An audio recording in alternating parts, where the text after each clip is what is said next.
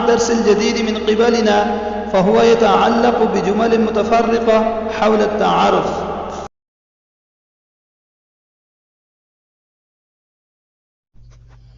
السلام عليكم ورحمة الله وبركاته. وعليكم السلام ورحمة الله وبركاته.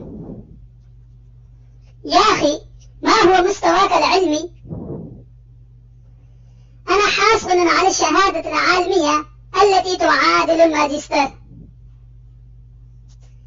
بأي تقدير نجحت في دورة الحديث؟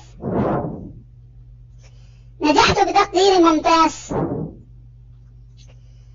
ما هوايتك؟ هوايتي المطالعة والتحقيق. ماذا تريد أن تكون؟ أريد أن أكون عالما داعيا إن شاء الله تعالى. هل استخرجت البطاقة الشخصية؟ نعم، استخرجتها قبل 2 سنين. هل تحسن التكلم بالعربية في الحقيقة؟ أنا مبتدئ يا أخي، لا أحسن التكلم بها، ولكنني أستطيع. هل سبق لك أن تعلمت في دورة للعربية من قبل؟ نعم، شاركت في دورة شعبان لتعلم العربية. يا أخي، هل عندك دراجة نارية؟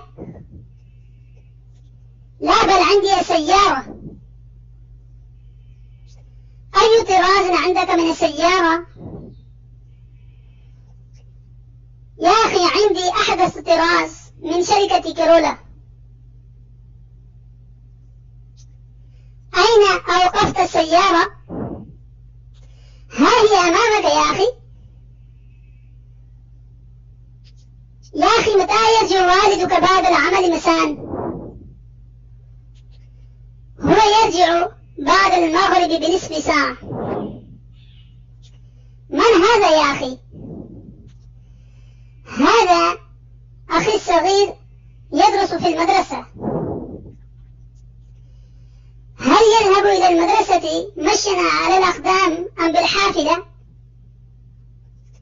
يا أخي، مدرسته قريبة، عادة يذهب ماشيا. كم يستغرق من الوقت حتى يصل إلى المدرسة؟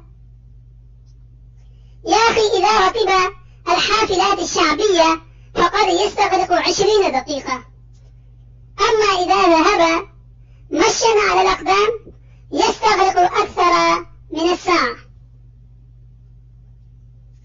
هل لديك جوال؟ نعم، أعطني جوالا غير متطور. ما هو رقمك؟ رقمي يا أخي 034283695. هذا هو رقمي.